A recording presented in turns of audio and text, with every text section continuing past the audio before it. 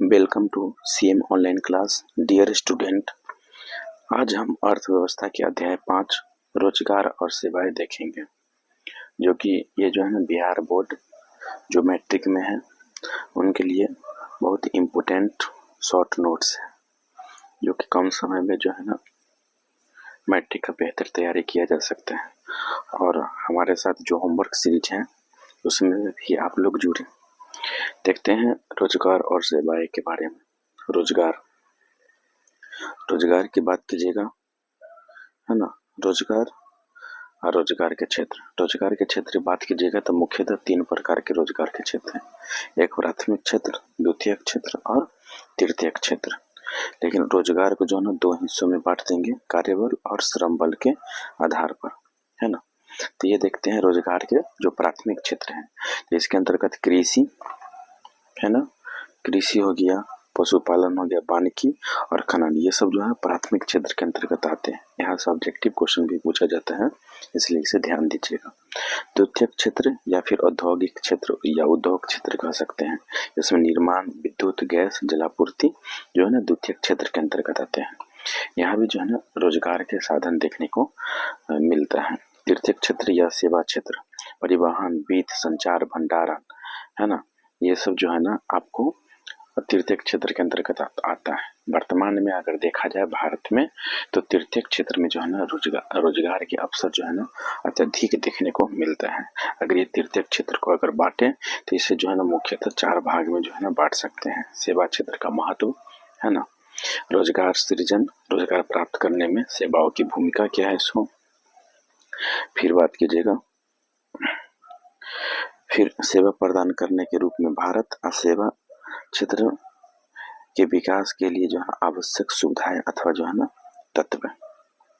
Next आगे बात करते हैं रोजगार के कुछ इंपॉर्टेंट पॉइंट है, उसे हम देखेंगे, है ना। ये होता क्या है, तो बात कीजिए यहाँ पर श्रम बल में ऐसे व्यक्तियों को शामिल किया जाता है जो कार्य कर सकते हैं तथा काम करने में इच्छुक है, उसी को जो है ना रोजगार के अंतर्गत हम रखेंगे, है ना। श्रम बल के मतलब बात कीजिएगा, यानी कि किसी जो है ना काम के बदले, है ना, कोई काम के बदले जो परिश्रमिक दिया जाता है, पैसा दिया जाता है, उसी को श्रम बल बोला जाता है। उत्पादक क्रियाओं में वास्तव रूप से जो है ना लगी कार्यशील जनसंख्या को कार्यबल कहा जाता है। श्रम तथा कार्यबल के अंतर को रोजगार, है ना, श्रम बल कहते हैं। आगे बात कीजिएगा, नेक्स्ट पॉइंट, बेरोजगार। श्रम बल के अंतर्गत बच्चे, बूढ़े, है ना, मानसिक या जो है ना शारीरिक रूप से विकलांग व्यक्ति आते हैं। यानी कि बेरोजगार श्रम बल किसे बोलेंगे, तो जो बच्चा हो गया, सो बूढ़े हैं जो 60 साल प्लस है, या फिर जो है ना मानसिक या शारीरिक रूप से जो है ना विकलांग है, ये लोग जो है ना, ये जो लोग सब है, ये बेरोजगार के अंतर्गत आएंगे। रोजगार के क्षेत्र की बात कीजिएगा तो प्राथमिक क्षेत्र में इससे पहले ऊपर हम चर्चा कर चुके हैं, है ना। प्राथमिक क्षेत्र में कृषि, पशुपालन, वानिकी, खनन इत्यादि आते हैं। द्वितीयक क्षेत्र या उद्योग क्षेत्र की बात कीजिएगा तो निर्माण, विद्युत, गैस, जलापूर्ति। तृतीयक क्षेत्र या सेवा क्षेत्र की बात कीजिएगा तो परिवहन, वित्त, संचार, भंडार और व्यापार, है ना, व्यापार वाणिज्य भी जो है ना तृतीयक क्षेत्र के अंतर्गत आते हैं। नेक्स्ट पॉइंट आगे हम देखते हैं सेवा क्षेत्र का महत्व। इसका सेवा क्षेत्र का महत्व क्या है ना, तो बैंकिंग, परिवहन वगैरह जो भी है, या फिर जैसे टीचिंग हो गया, ये सब जो है ना सेवा क्षेत्र यानी कि तृतीयक क्षेत्र के अंतर्गत आते हैं। इसका पॉइंट क्या है सो देखते हैं। इसके जो है ना, इससे अर्थव्यवस्था की आधार संरचना या संरचनात्मक सुविधा का निर्माण होता है, जिससे कृषि एवं औद्योगिक क्षेत्र में उत्पादन क्षमता बढ़ती है। नेक्स्ट पॉइंट, संरचनात्मक सुविधाओं में सड़क, बिजली, पानी, संचार इत्यादि को रखा जाता है ना। ये जो है ना सेवा क्षेत्र के महत्व है। आगे बात कीजिएगा, सकल राष्ट्रीय उत्पाद, है ना, में इस क्षेत्र का योगदान सबसे अधिक है, यानी कि देश के जीडीपी में, है ना, तृतीयक क्षेत्र यानी कि सेवा क्षेत्र का योगदान सबसे अधिक है। उसके बाद द्वितीयक क्षेत्र आता है और उसके बाद जो है प्राथमिक क्षेत्र आता है। लेकिन जो है ना जब अपना देश आजाद हुआ था 1947 में, उसके बाद की बात कीजिएगा तो प्राथमिक क्षेत्र का योगदान जो है ना सकल घरेलू उत्पाद में अधिक था। लेकिन अब जो है ना समय मतलब पलट गया है और तृतीय क्षेत्र जो है ना कुछ ज्यादा ही मतलब रोजगार सृजन कर रहा है, जिसके कारण जो है ना इनकम कुछ ज्यादा ही जनरेट हो रहा है।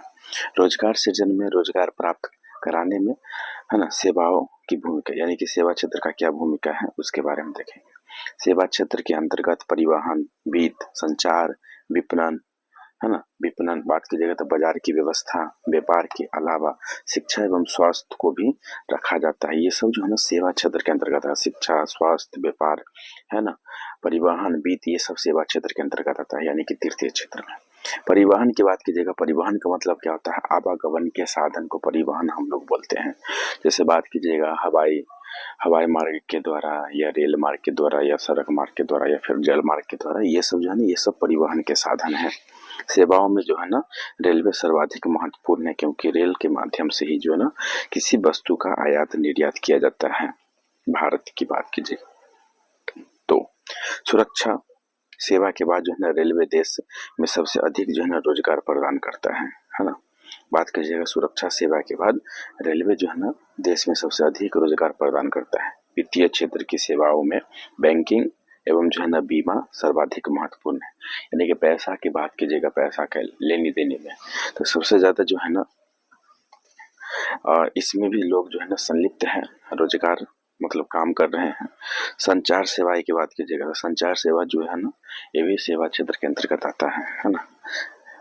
कहता है ऐसे साधन जिनके माध्यम से विभिन्न स्थान से निवासियों के बीच विचारों एवं सूचनाओं का आदान प्रदान होता है, जैसे समाचार पत्र, डाक सेवा, telegraph, telephone, radio, television, mobile, है ना, फैक्स इत्यादि, ये सब जो है ना संचार सेवाओं, है ना, सेवा के अंतर्गत आता है। ये जितना है ना, जैसे समाचार पत्र, डाक सेवा, टेलीग्राफ, टेलीफोन, ये सब जो है ना संचार सेवा के अंतर्गत आता है। टेलीफोन के साथ जो है ना कंप्यूटर से जुड़ने से इंटरनेट सेवाओं की प्रगति हुई है ना। टेलीफोन के साथ जुड़ने के साथ जो है ना कंप्यूटर के जुड़ने का इंटरनेट सेवाओं में प्रगति हुई है। कंप्यूटर के दो अंग होते हैं, बात कीजिएगा, एक को बोला जाता है सॉफ्टवेयर, एक को बोला जाता है हार्डवेयर, है ना। तो सॉफ्टवेयर होता क्या है? तो सॉफ्टवेयर प्रोग्राम आंकड़ों को संकलित यानी कि जमा, नियंत्रित एवं जो है ना संचित करने के लिए है, जिसे सॉफ्टवेयर बोला जाता है ना, मतलब जिसे हम छू नहीं सकते हैं। हार्डवेयर की बात कीजिएगा तो कंप्यूटर का भौतिक भाग जिसे हम जो है ना स्पर्श कर सकते हैं, देख सकते हैं, उसको हार्डवेयर बोला जाता है। कंप्यूटर सॉफ्टवेयर उद्योग श्रम प्रधान है तथा भारत इसके उत्पादन में अग्रणी यानी कि सबसे आगे देश माना जाने लगा है। इस क्षेत्र में रोजगार की जो है ना असीम संभावना है, यानी कि जो है ना कंप्यूटर क्षेत्र की बात कीजिएगा, कंप्यूटर के सॉफ्टवेयर में, तो भारत में जो है ना रोजगार अधिक देखने को मिलेगा। सेवा प्रदान करने के रूप में भारत, है ना, किस प्रकार से? पहला पॉइंट देखेंगे, हमारे देश के निवासी विकसित देशों में जाकर अपनी सेवाएं देते हैं। विकसित देश यानी कि भारत की बात कीजिएगा तो भारत एक विकासशील देश है, और अमेरिका, जापान, इंग्लैंड, है ना, ये सब जो है ना विकसित देश के अंतर्गत आते हैं। नेक्स्ट पॉइंट कहता है विकसित देशों में युवा श्रम शक्ति का अभाव है, इसी कारण, है ना, ये प्रशिक्षित यानी कि जो ट्रेनिंग ले चुका है उसको प्रशिक्षित बोलते हैं, है ना। श्रम को जो है ना विकासशील देशों से जो है ना आकृष्ट, है ना, करते हैं, है ना। आगे बात कीजिएगा आउटसोर्सिंग क्या है।